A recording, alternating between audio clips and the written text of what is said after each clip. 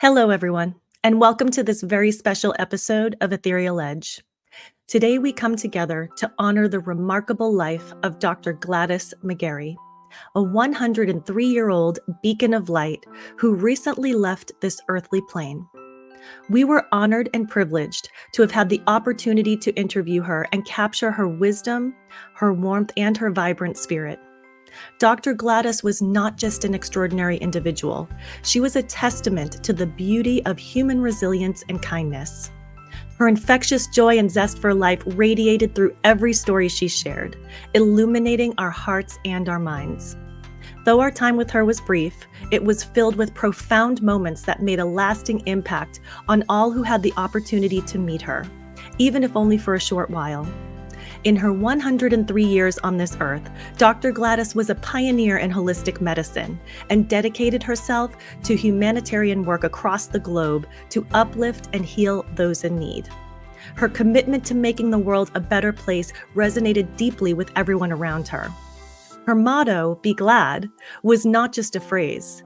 It was a guiding principle that she embodied in every interaction, inspiring all of us to embrace gratitude and positivity in our own lives. As we listen to this tribute, let us remember Dr. Gladys as a shining star whose legacy of love, integrity, and service will never be forgotten. We invite you to immerse yourself in her stories and her wisdom, and feel her heart and energy that she so generously shared with us. Thank you for joining us in celebrating the incredible life of Dr. Gladys. May her light continue to shine brightly in all of our hearts.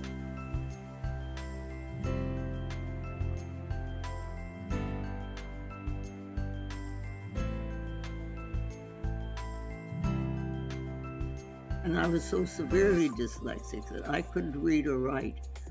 I had to repeat first grade. So I was the class dummy. But I was going to live the rest of my life in this condition, which was so broken and so ugly when you're stuck in that place. But you don't have to be. You can look for the light. And when you start looking for the light, it's always there.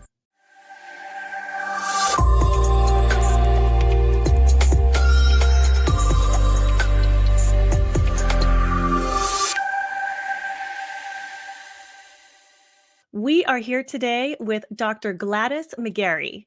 She is internationally recognized as the mother of holistic medicine.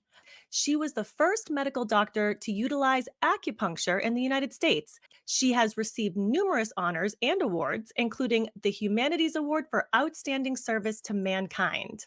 And we are so happy to have her here with us today and very excited to talk with her. So, welcome, Dr. Gladys. Thank you so much for joining us. Thank you, and I'm excited too. Let's get this out on the table right away. A lot of people think it's rude to ask a lady her age, but in this case, I consider it an honor to ask you this question. So, would you please, for the audience, and drum roll please, let us know, how old are you? I'm 102. Amazing. I'm 103, I forgot.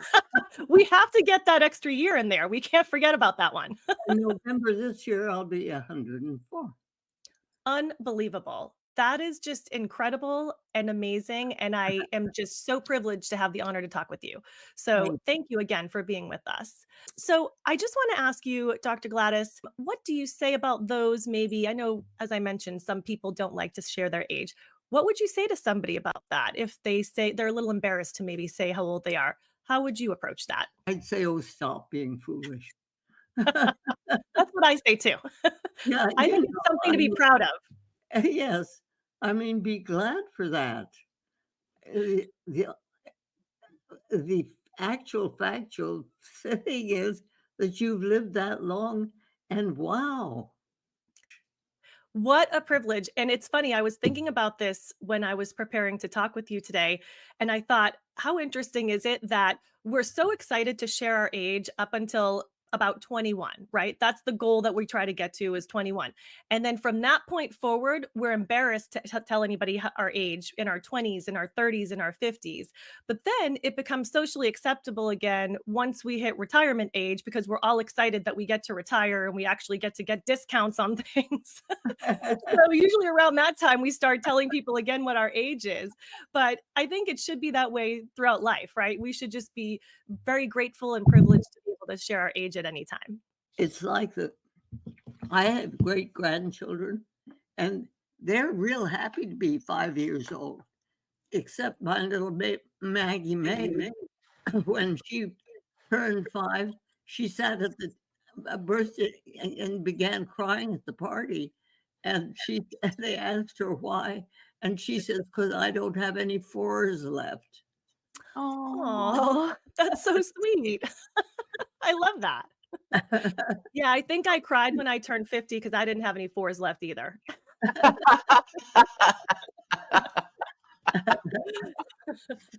Me too. Okay. Yes, we all feel that way.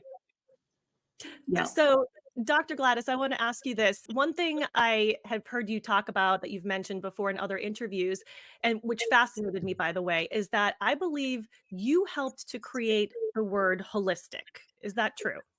When we started the American Holistic Medical Association, it took us 2 years to decide how to spell it because we were looking for the word that was trying to say what we were trying to say, which was health, healing, and holy, so that it had to be with an H. So, we finally found and we were able to do it, but it took a long time for us to realize that we really were speaking about something quite deeper in our human aspect, in our aspect of humanity, than was being it wasn't just diet and exercise and all that kind of thing. There was a lot more to it than that, and so we had to get a word that actually spelled it with an H. Are there any secrets to how you got to 103, now turning 104? Like, what would you, if you were going to give a secret, or even, what would it be? I'm happy to be alive every day. Oh. I mean, if I have a friend, a dear friend, and she called me, and she's not quite as old as I am. She called me the other day, and she says, I wake up in the morning and I say, "Oh, not another day." And I'm oh, that's so sad. Mm-hmm. Me, I wake up in the morning and say, "Oh, wow, okay, what's today?" And it's a matter of having something to live for. Yeah. And at any age we can find it, because if we don't have anything else to live for, people around us are suffering that way too, and we can help them. And if it's sort of like I have a visual of me walking along with a nice flashlight on a dark path. The only thing I can see is 1 foot at a step ahead. Except as I'm going along, sometimes I see a little flicker of light over here. And if I add my flashlight to that light, it becomes great. The little flicker becomes great. So I think it's that kind of a attitude that's looking to help what needs help around us, because there's always something, even if it's a dog or a plant, that needs help. There's something around us that needs help. Let me tell you a story about a friend of mine, because this says this. He was a family friend, James. He used to come to our house for dinner and all. And then he moved into dementia, and he just didn't really know who we were or anything. So we found him in a lovely home and lovely room, and everything was just fine for him. But he just, he couldn't do anything else. So one day I went and I took him a little plant. I had a little plant in a pot. And I said to him, I said, James, this is your plant, and you'll love it and take care of it Now, he doesn't know what I'm talking about as far as I can tell. And, but it needs water, it needs sunshine, but it's your plant and you need to love it and take care of it. I talked to him for a little bit like that. And then I left. And a week later, I came back to see him and he met me at the door and he said, "Magic, magic." And I said, what? And he takes me over to the air conditioning box and he says, "Box." And I said, "Yeah, it's a nice box." He says, "Push this button, everything gets cool." Plants like that. I push this button, everything gets hot. Plant doesn't like it. And all of a sudden I realized that he was connecting with the plant who was connecting with him. And they had a relationship going that was pure love and life. I was so thrilled. Another story very close to this one is I have a friend who's a physician here in town. He works with student physicians. And he was going to meet one of the students at a patient's door. And when he got there, she said she had the chart, and he said, "Well, let's go in." And she says, "We don't have to." And he said, "Wait, what do you mean we don't have to?" She said, "He has Alzheimer's. He won't understand anything we say." And my friend, who is a psychiatrist, said to her, "No, wait a minute. There are two people in that room. One is the patient, and the other one is his wife, who's going to understand everything that we say, take it in with love, and lovingly transfer it into action so that it becomes a loving process, and he will get the work done that we need to have done. And besides that, we need to touch them." And it's that reality that is our human essence is so important, that the actual touch is so important too. I think human touch and a connection is so important, and I think you've talked about this in your book as well, is that right? You include this as one of the 6 pillars of life. Yeah. Can you tell us a little bit more about that, about the different, pillars that you have listed in the book? Well, actually, life and love have to move together. And along with those that I have in the book, I have 5 L's. And the 5 L's are that life and love are they are integral parts of each other. The third L is laughter. Laughter with love is joy and happiness. The fourth is labor. With love is bliss. It's why you do what you do. It's why I do what I do. It's what makes our hearts sing. It's that inner ability to work with the energy and become part of it, and it becomes lovingly reaching to others. And then the fifth one is listening. Listening without love is empty sound. You just don't hear anything. But listening with love is understanding. So these 5 L's give me kind of a platform from which to structure the things that I'm thinking about and doing and working with, and who I am. If somebody was to really lean into all of those different pillars, that would also help them to live a longer, happier life.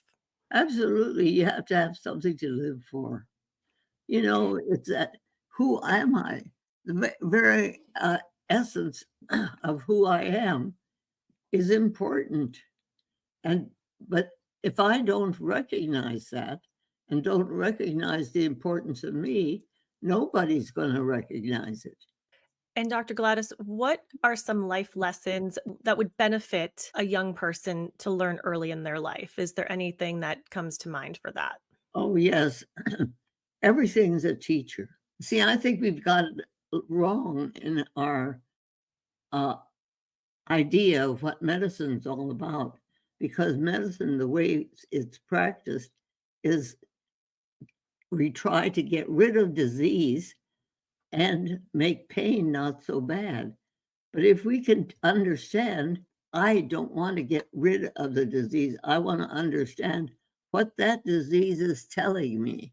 What is that my body is telling me. If you had any advice to give to somebody who might be in a dark moment that would help them bridge the gap to a lighter place or make them feel a little bit more connected, what would that be? Let me tell you a story about my life. When I was turning 70, my husband of 46 years asked for a divorce. Now, we had created the American Holistic Medical Association together. We'd raised 6 awesome children together.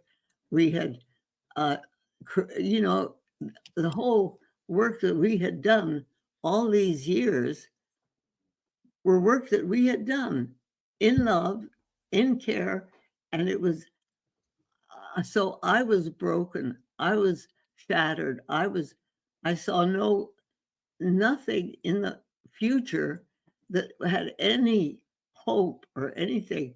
And I was in my car driving home from work and thinking, okay, I'm going home to an empty house. Only the dog is there. And so I don't have anything. I have nothing. It's all gone. And I'm screaming and yelling in the car.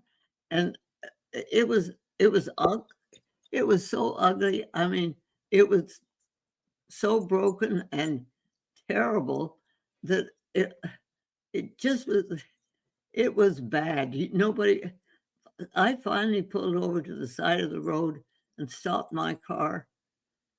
And I got out of the car and I looked at my car and I looked at myself and I said, ooh, this is awful.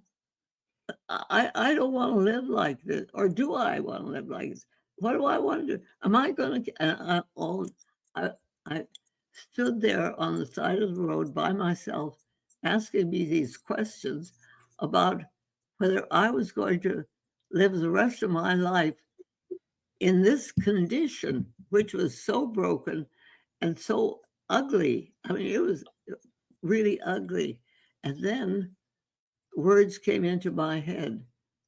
This is the day the Lord has made. Let us rejoice and be glad in it. There was my name.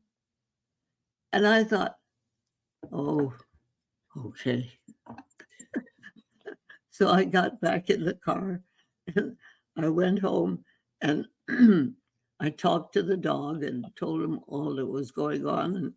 And the next day, I took the license plate off the back of my car and put a license plate on that said, be glad. So that every time I got into my car, I saw be glad. And every time I was in line in traffic, the people behind me would see it. So it was a Yeah. message Yeah. of not just for myself, but for the work that I was doing and that I was here to do. And so instead of just getting stuck in that awful place, and I can understand how people feel when they're stuck in that place, but you don't have to be. No. You can look for the light. And when you start looking for the light, it's always there.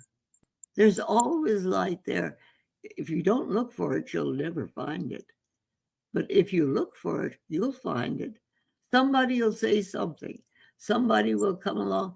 A little kid will come up and pull your hand, or you'll see an amazing plant that'll, something will happen if you start looking for it.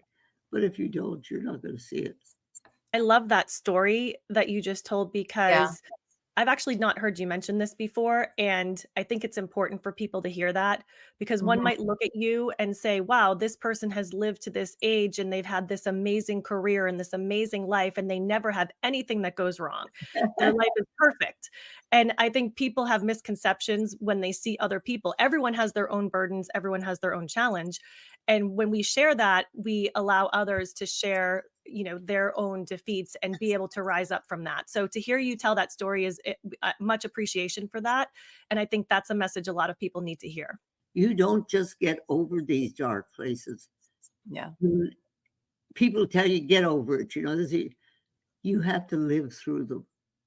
If you live through them, you get the message from them, and you see the light, and you work with it. But if you just try to get over it, uh, Yeah. you just get stuck. You stick it in your pocket, and it's still there. You Yeah. know. So don't try to get over it. Understand it. Try to understand it. There is always another aspect to it. Dr. Gladys, I have heard you mention before that you didn't find your voice until the young age of 93. So I found that very interesting because you have had a very accomplished career. So why do you feel that 93 was the age that you discovered your voice? When I was a kid and I started school, I was it was discovered that I was dyslexic. And I was so severely dyslexic that I couldn't read or write. I Wow. had to repeat first grade. So I was the class dummy. The kids made fun of me and all of that. So I started out my schooling as being broken. I was in school, not at home. At home, it was another story. In fact, I my first 2 years in school were very, very damaging. But my third year, my teacher saw something in me that the other one hadn't, and maybe I couldn't read or write, but I could talk. And so, so she made me class governor. And Oh. so I had the opportunity when we were having a class play that had to be put on for the whole student body. And it was called The Frog Jumped Over the Pond was the play. And I was the frog because first of all, I was bigger than anybody else in the class because I had lived an extra year and all that stuff. So here I am. And my mother made me a frog suit, and we had a pan of water on in the stage. And with great confidence, I walked out on the stage because I knew I could do this. And when I looked out into the audience, I saw my two oldest brothers on the first row, and it threw me off my step just enough so that instead of jumping over the pond, I landed in it. So there I was, standing broken in that the suit is fading because my mother cheap paint. It's dye. The suit is fading. I'm crying. I can't move. The audience is in hysterics. They're just absolutely cracking up laughing, and I can't move. The teacher has to come and take me off the stage. So we're at home at dinner, and my brothers are telling mom what a great day it was and how funny that was and how everybody was laughing. And I was trying to give them the devil's eye, and they weren't looking at me. But finally, my mother really pulled me through these things. She finally stopped and she says, "All right, boys, now you've had your fun.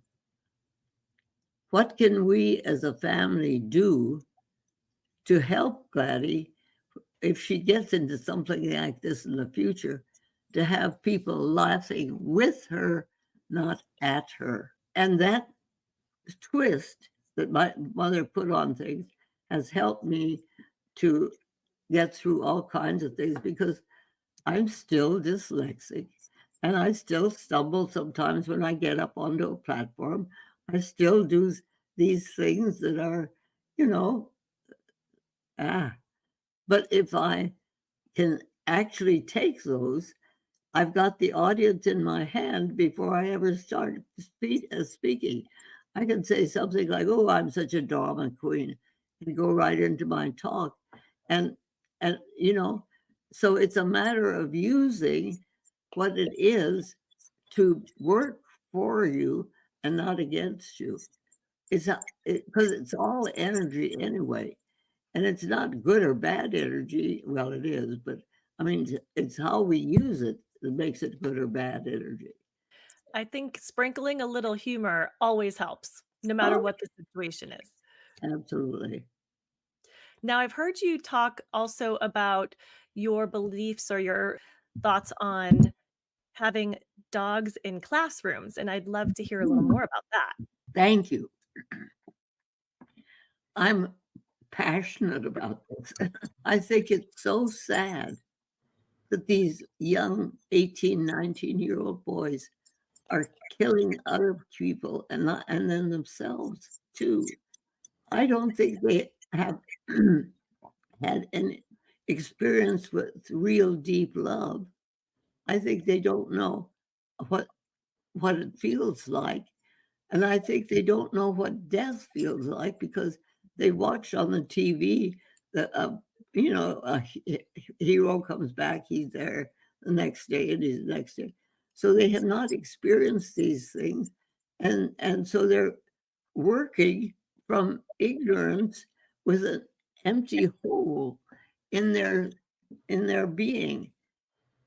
And I think that if we had, if instead of giving teachers guns, Yeah. have a guardian dog in the classroom, a dog that is trained. We have dogs trained for healing in hospitals and all kinds of things.